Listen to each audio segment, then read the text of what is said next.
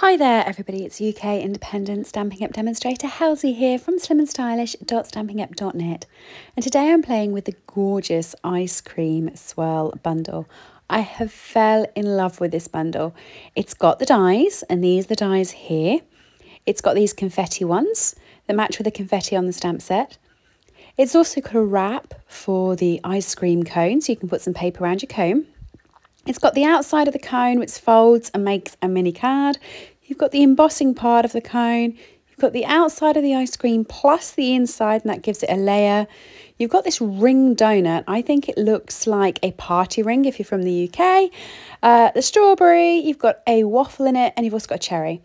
Now, Simply Sparkling, I've played with quite a lot on my channel at the moment, and as you can see, I've got loads of little bits already cut and coloured from there, so I might mix that up with some of the cards I'm making.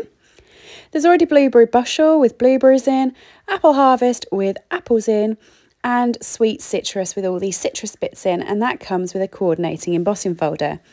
So today I am going to be making a whole host of cards, lots and lots of them as mass production, and I'm going to be putting them out over my channel one a week for the next X amount of time until I run out of them, and this is going to be the precursing video to all of them. Okay, so if you want to get straight into this project, you've already seen the start of it, go to about 2.5 minutes in and you'll be able to see the project for today, but this video is just going at the start of every single one of them. So what I'm doing is I'm popping all of my pieces onto my blocks, and I'm going to be using my Memento ink, and I'm going to be stamping it down. Now, because that die for the cone is rather large and it goes up to the top part of the card, you can see I'm doing it at the edge so that it's not going to be cutting into the rest of my basic white.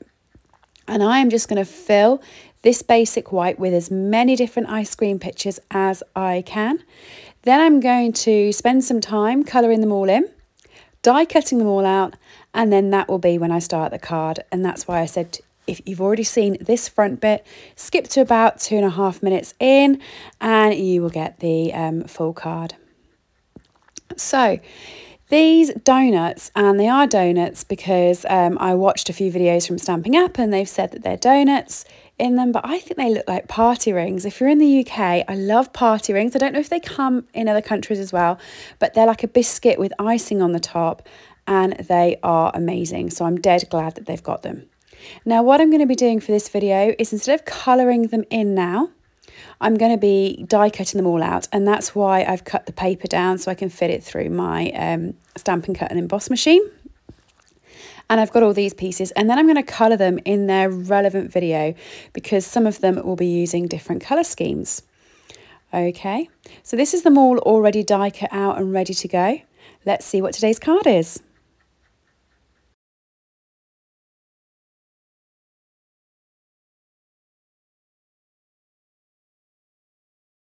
So this card's going to use the Hexagon Punch. This has been around for a little bit. It was an online exclusive. It's now moved into the mini catalogue. Don't forget, by the way, to keep an eye on the online exclusives that you can find on my site, slimandstylish.stampinup.net. Not all of our products are in the catalogues.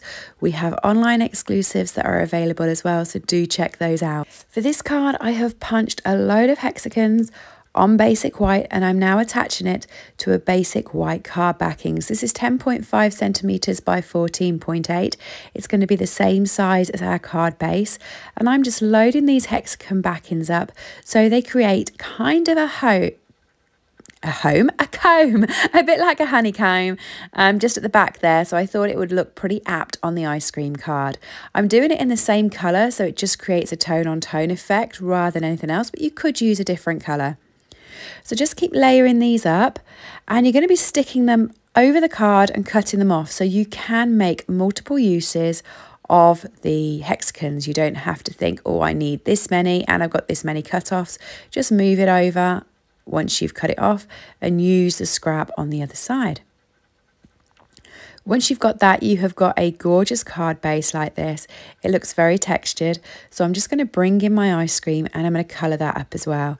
Now, we're towards the end of these cards. So you've probably heard me say 100 times that I'm really enjoying colouring these bigger images, just because you can add as much colour on them and you can really blend them. I'm doing that again with this one. So I'm using Flirty Flamingo here. I've got Pool Party. I'm coming in with Light Bubble Bath, and I'm going over the entirety of that. To finish off, I'm going to come in with some lemon lolly, light and dark, and then I'm going to come in with the ivory, and I'm just going to pop that over the top, which is going to blend them all in together and just create that sort of ice cream milky sort of tone over the top. So it's a bit of a mixture, this one. I think it's going to be a tutti frutti.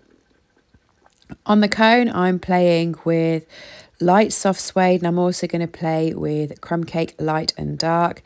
Thoroughly enjoying this, and this is the soft suede coming in. You can tell the difference. Here's the crumb cake with a lighter texture on the other side, and then I'm going to go over the top with a dark crumb cake just to sort of blend those all in together.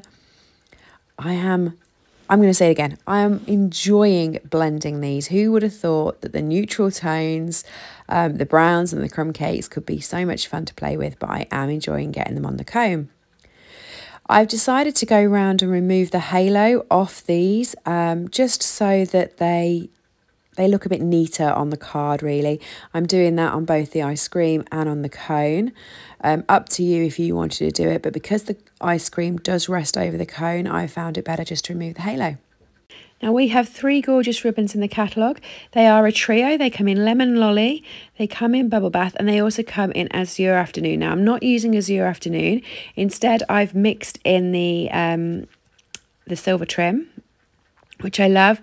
And what I've done is I've put all 3 together and tied a bow with all 3 of them. So you get this really fun big bow, and you get the glitter through from the silver trimmed ribbon as well, the silver edged one. This is the Silver Elegant trim, so what I'm going to do is add that at the back of the card. Now you're not going to see this middle bit, that's where the ice cream is going to sit, so you can make this as messy as possible. And doesn't it look messy? But when you put the ice cream over the top, all you'll see is the loops, and you won't see the mess that's in the middle. So don't worry about creating a mess in the middle underneath where your images are going to sit. You can see that's covered half of it up. The ice cream's going to cover the other bit up. And if you're looking at the dimensionals here, I'm going to be doubling the dimensionals on the back of the ice cream. The reason why is because I'm going to be resting this on a set of dimensionals that are on the cone, and the cone's already stacked up with dimensionals. So make sure that you get everything the right layer it should be. Add your bow on. And there is a really pretty card. Don't forget to space these 3 ribbons out so you can see each one. And then just for some extra glitter, I'm going in with the Wink of Stella. I not only did the ice cream, but I also did those hexagons at the back as well. And then I've grabbed one of the spare hexagons from earlier and popped on the sentiment. So I've put Make a Wish because this is a really glittery wishy card and I like it. I didn't like it as a full hexagon, so I've cut it down.